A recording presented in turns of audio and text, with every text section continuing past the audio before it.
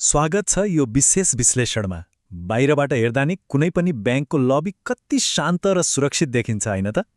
टल्किने marble भुइँ, शान्त वातावरण, हाम्रो पैसा त यहाँ एकदमै सुरक्षित छ भन्ने भान हुन्छ। तर पर्दा पछाडिको कथा अर्कै छ। त्यहाँभित्र हरेक दिन एउटा यस्तो म्याथमेटिकल वार रुम चलिरहेको हुन्छ नि, जुन अत्यन्तै अस्तव्यस्त र उच्च जोखिमपूर्ण हुन्छ। नाफा कमाउन र टाट पल्टिनबाट बच्न वित्तीय संस्थाहरूले जुन हाई वायर ब्यालेन्सिङ एक्ट गरिरहेका हुन्छन्, त्यो साँच्ची नै रोमाञ्चक छ। अनि यो सन्तुलन अलिकति मात्र बिग्रियो भने ब्याङ्क मात्रै डुब्दैन, हाम्रो जीवनभरको कमाई र समग्र अर्थतन्त्र नै धराशायी हुन सक्छ। ल आउनुहोस्, यो जटिल खेलको भित्री पाटो खोतल्ने प्रयास गरौँ। यो सन्तुलन कति जोखिमपूर्ण छ भनेर बुझ्न नेपाल राष्ट्र ब्याङ्कको यो परिभाषालाई हेरौँ। अर्थतन्त्रमा ब्याज दरको सामान्य परिवर्तनले पनि कसरी गम्भीर खतरा निम्त्याउँछ भन्ने यसले स्पष्ट पार्छ। यो कसरी हुन्छ त? एउटा सरल उदाहरण सोचौँ। मानौ 5 वर्ष अघि एउटा ब्याङ्कले सस्तो ब्याजमा लामो अवधिको ऋण दियो। त्यहाँबाट उसले थोरै मात्र आम्दानी गरिरहेको छ। तर 81 बजारमा ब्याजदर बढ्यो। अब निक्षेपकर्ताहरूलाई टिकाइराख्न ब्याङ्कले उनीहरूलाई धेरै ब्याज तिर्नुपर्ने हुन्छ। थोरै कमाउने, धेरै तिर्ने। यस्तो अवस्थामा रातारात करोडौँको नोक्सानी हुन थाल्छ। यो यस्तो अदृश्य पासो हो नि, जसले जत्रोसुकै ठूला संस्थाहरूलाई पनि सजिलै लडाउन सक्छ। हामी प्राय के सोच्छौँ भने ब्याङ्क भनेको पैसा राख्ने र चाहिएको बेला झिक्ने एउटा सुरक्षित भल्ट हो। तर वास्तविकता अलि फरक छ। ब्याङ्कहरूले त जादुगरले जस्तै सम्पत्ति रूपान्तरण गरिरहेका हुन्छन्। यसलाई वित्तीय दुनियाँको अल्किमी नै भने पनि हुन्छ। उनीहरू हाम्रो तरल र सुरक्षित निक्षेप लिन्छन्, जुन जति बेला पनि झिक्न मिल्छ, र त्यसलाई 30 वर्षे घर कर्जा जस्तो एकदमै ठोस र जोखिमपूर्ण सम्पत्तिमा बदल्छन्। पानी जस्तो बगिरहने पैसालाई बरफ जस्तो जमेको ऋणमा परिणत गर्ने हो। यही बिन्दुबाट नै ब्याङ्किङ प्रणालीको सबैभन्दा ठूलो जोखिम सुरु हुन्छ। यो विश्लेषणको लागि हाम्रो आजको मार्गचित्र यस्तो छ। पहिलो, वित्तको मूल उद्देश्य। दोस्रो, ब्याज, बजार र कर्जा जोखिमहरू। तेस्रो, सञ्चालन र लुकेका खतराहरू। चौथो, तरलता र पुँजी पर्याप्तता। र अन्त्यमा वित्तीय जोखिमको व्यवस्थापन। सुरु गरौँ पहिलो खण्डबाट, वित्तको मूल उद्देश्य र सुरक्षाको भ्रम। यहाँनिर सबैभन्दा आधारभूत खतरा भनेको म्यादको बेमेल अर्थात् म्याच्युरिटी मिसम्याच हो। ब्याङ्कहरू छोटो अवधिको लागि पैसा उधारो लिन्छन्, हाम्रो निक्षेप, तर त्यसलाई लामो अवधिको लागि ऋणको रूपमा दिन्छन्। यसलाई एउटा सामान्य उदाहरणबाट हेरौँ। मानौ अर्को हप्ता फिर्ता गर्ने शर्तमा लाखौँ रुपियाँ ऋण लियो, तर त्यो पैसाले एउटा यस्तो गाडी किन्यो जुन 5 वर्षसम्म बेच्न मिल्दैन। अब अर्को हप्ता पैसा माग्न आउँदा के गर्ने? हो, ब्याङ्कहरू हरेक दिन यही डरलाग्दो समय अन्तरको बीचमा बाँचिरहेका हुन्छन्। यसले उनीहरूलाई विनाशकारी पुनर्वित्त र पुनर्निवेशको निरन्तर जोखिममा धकेल्छ। अब जाउँ दोस्रो खण्डमा, ब्याज, बजार र कर्जा जोखिमहरू, जसलाई प्रत्यक्ष खतरा पनि भनिन्छ।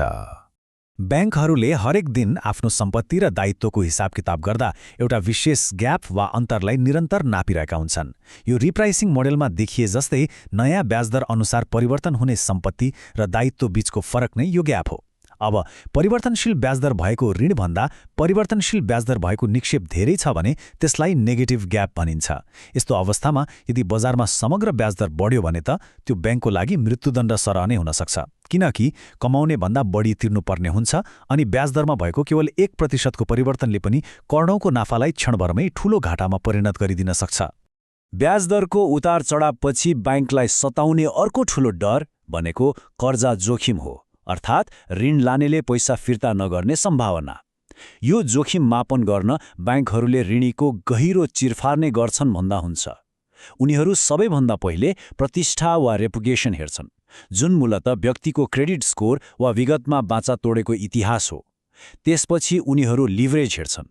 लिभरेज भनेको ब्याङ्कसँग पैसा माग्नु अघि नै अन्य 5 ठाउँबाट ऋण लिएको छ कि छैन भन्ने हो।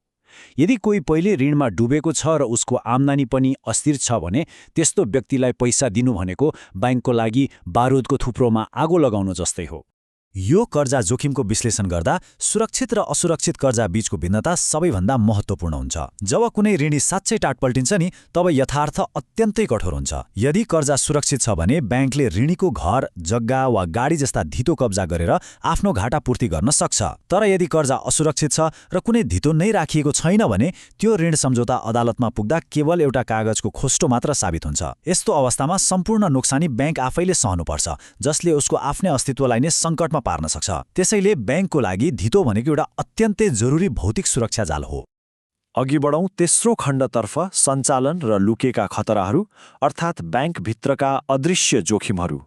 आधुनिक वित्तीय प्रणालीमा केही यस्ता खतराहरू पनि हुन्छन् जुन ब्याङ्कको मुख्य खाता वा वासलात, जसलाई ब्यालेन्स सिट भनिन्छ, त्यसमा कतै देखिँदैनन्। यसैलाई वासलात बाहिरको जोखिम भनिन्छ। अन्तर्राष्ट्रिय व्यापारमा प्रयोग हुने लेटर अफ क्रेडिट यसको एउटा उत्कृष्ट उदाहरण हो। यसमा ब्याङ्कले आफ्ना ग्राहकको तर्फबाट यदि हाम्रो ग्राहकले पैसा तिर्न सकेन भने हामी करोडौँ तिर्नेछौँ भनेर ग्यारेन्टी मात्र दिएको हुन्छ। आजको दिनमा यसले ब्याङ्कको 1 रुपियाँ पनि खर्च गराउँदैन, त्यसैले यो हिसाब किताबमै देखिँदैन। तर यदि त्यो व्यापार विफल भयो भने नि यो हानिरहित देखिने ग्यारेन्टी अचानक एउटा टाइम बम जस्तै पड्किन्छ र ब्याङ्कलाई ठूलो दायित्वको भारी बोकाउँछ। गणितात्मक र बजारका जोखिमहरूलाई जतिसुकै राम्रोसँग व्यवस्थापन गरे पनि ब्याङ्कहरू कहिले पूर्ण रूपमा सुरक्षित हुँदैनन्। उनीहरूले सञ्चालन जोखिम भनिने अर्कै प्रकृतिको युद्ध पनि लड्नुपर्ने हुन्छ। एकपटक कल्पना गर्नुहोस् त, विश्वव्यापी ब्याजदरको उतार चढाउले होइन, तर ब्याङ्कको मुख्य आइटी सर्भरमा आगलागी भएको कारण वा कुनै एकजना बदमास कर्मचारीले ट्रेडिङ सफ्टवेयरमा सारो छिद्र फेला पारेर गरेको अर्बौंको घोटालाले सिङ्गै ब्याङ्क रातारात स्वाहा हुन सक्छ। प्रविधिको विफलता, आन्तरिक ठगी र प्राकृतिक प्रकोप जस्ता यी मूर्त खतराहरूले कुनै पनि गणितीय सूत्रलाई व्यवस्था गर्दै संस्थालाई सिधै धराशायी बनाउन सक्छन्। अब चौथो खण्ड, तरलता र पुँजी पर्याप्तता। यी हुन् ब्याङ्किङ प्रणालीका शक एब्जर्बरहरू। कुनै पनि ब्याङ्कको लागि सबैभन्दा डरलाग्दो दुःस्वप्न भनेको ब्याङ्क रन हो। बजारमा ब्याङ्क डुब्दैछ भन्ने सानो हल्ला मात्र चल्यो भने पनि मानिसहरूको मनोविज्ञान अत्यन्तै अस्थिर हुन्छ र त्रास आगो जस्तै फैलिन्छ।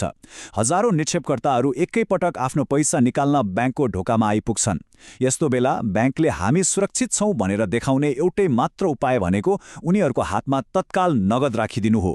यदि ब्याङ्कसँग पर्याप्त तरल सम्पत्ति अर्थात् नगद छैन भने उनीहरूले आफ्ना 30 वर्ष लामो ऋणहरूलाई कौडीको भाउमा बेच्नुपर्ने हुन्छ, जसलाई फायर सेल भनिन्छ। तरलता भनेको त्यही नगदको ढुकुटी हो जसले त्रासलाई रोक्छ र ब्याङ्कलाई लिलाम हुनबाट जोगाउँछ। बैंकलाई अन्तिम पतनबाट जोगाउन नियामक निकायहरूले पुँजी पर्याप्तता अनुपात वा CAR लागू गरेका हुन्छन्। यसलाई बैंकको आफ्नै आपतकालीन बचत कोष वा शक्तिशाली शक एब्जर्बरको रूपमा बुझ्न सकिन्छ। जब बैंकले दिएका ऋणहरू खराब हुन्छन् र घाटा लाग्न थाल्छ, तब सबैभन्दा पहिले निक्षेपकर्ताको पैसा डुब्नु हुँदैन। निक्षेपकर्ताहरूको सुरक्षा सुनिश्चित गर्नको लागि बैंकका मालिकहरू र लगानीकर्ताहरूले आफ्नो खल्तीबाट हालेको पैसा अर्थात् कोर पुँजी नै सबैभन्दा पहिले जल्नुपर्छ। यो अनुपातले बैंकहरूसँग जस्तोसुकै ठूलो आर्थिक भूकम्प आउँदा पनि त्यो झट्का सहन सक्ने पर्याप्त आफ्नै पैसा छ भनी सुनिश्चित गर्छ। अन्तिम खण्डमा आइपुग्यौं। खण्ड 5, वित्तीय जोखिमको व्यवस्थापन र वित्तीय ढालहरू। ब्याजदरको भयानक अस्थिरताबाट बस्न ब्याङ्कहरू अत्यन्तै विशिष्टीकृत बीमा पोलिसीहरू खरिद गर्छन्, जसलाई डेरिभेटिभ्स भनिन्छ। उदाहरणका लागि क्याप र फ्लोरलाई लियौँ। क्यापले साँच्चै नै एउटा भौतिक छतको रूपमा काम गर्छ। यसले ब्याङ्कले तिर्नुपर्ने ब्याजदर जतिसुकै बढे पनि एउटा निश्चित बिन्दुभन्दा माथि जान नदिने ग्यारेन्टी दिन्छ। त्यसैगरी फ्लोरले एउटा भुइँको रूपमा काम गर्छ। यसले ब्याङ्कले ऋणबाट कमाउने आम्दानीलाई बेसमेन्टमा खस्नबाट रोक्छ। यी दुवैलाई मिलाएर बनाइने कलरले चाहिँ प्रिमियमको लागत घटाउँदै ब्याङ्कलाई एउटा सुरक्षित दायराभित्र राख्ने काम गर्छ। डेरिभेटिभकै दुनियाँमा अर्को एउटा अत्यन्तै चतुर उपकरण छ स्वाप। यसलाई एउटा सानो उदाहरणबाट बुझौँ है। मानौँ ब्याङ्क कलाई भविष्यमा ब्याजदर बढ्छ भन्ने डर छ र ब्याङ्क खलाई चाहिँ ब्याजदर घट्छ भन्ने डर छ। अब उनीहरूले आफ्ना सबै ऋणहरू बेचेर बस्नुको सट्टा एउटा सरल सम्झौता गर्छन् र एक अर्काको चिन्ता साकासाट गर्छन्। यदि ब्याजदर बढ्यो भने ब्याङ्क खले ब्याङ्क कको घाटा बेहोर्छ र घट्यो भने ब्याङ्क कले ब्याङ्क खको घाटा बेहोर्छ। आफ्नो अन्तर्निहित सम्पत्ति नबेचिकन जोखिम मात्रै अर्कोलाई हस्तान्तरण गर्ने यो एउटा अद्भुत वित्तीय जादु हो जसले समग्र प्रणालीलाई सन्तुलनमा राख्छ। कर्जाको जोखिम कम गर्ने अर्को शक्तिशाली हतियार भनेको सेक्युरिटाइजेसन हो। यसलाई एउटा विशाल वित्तीय ब्लेन्डरको रूपमा सोच्नुहोस् न। ब्याङ्कहरूले हजारौं साना व्यक्तिगत र जोखिमपूर्ण स्थानीय घर कर्जाहरू जम्मा गर्छन् र तिनीहरूलाई यो ब्लेन्डरमा हालेर एउटा ठूलो पुल बनाउँछन्। त्यसपछि त्यो ठूलो पोखरीलाई ससाना सुरक्षित देखिने टुक्राहरूमा विभाजन गर्छन् र विश्वभरका लगानीकर्ताहरूलाई बेच्छन्। यो प्रक्रियाले ब्याङ्कको खातामा अड्किएर बसेको जोखिमपूर्ण अतरल ऋणलाई जादुगरी रूपमा तरल र किनबेच गर्न मिल्ने सुरक्षित धितोपत्रमा बदलिदिन्छ। हामीले ब्याङ्कहरूलाई सताउने गम्भीर खतराहरू र तिनलाई व्यवस्थापन गर्न प्रयोग गरिने डेरिभेटिभ्स तथा सेक्युरिटाइजेसन जस्ता चक्रव्यूह समान सञ्जालहरूको चर्चा गर्यौं। तर यी सबै कुरा बुझिसकेपछि एउटा अत्यन्तै गम्भीर प्रश्न उठ्छ। के यी असीम जटिल वित्तीय ढालहरू र सुरक्षा जालहरूले साँच्चै नै हाम्रो ब्याङ्किङ प्रणाली र समग्र अर्थतन्त्रलाई सुरक्षित बनाइरहेका छन् त? वा कतै यी रहस्यमय उपकरणहरूले अर्को ठूलो विश्वव्यापी वित्तीय सङ्कटलाई झन गहिरो अँध्यारोमा लुकाउने काम मात्र त गरिरहेका छैनन्? यसबारे सोच्दै गर्नुहोला।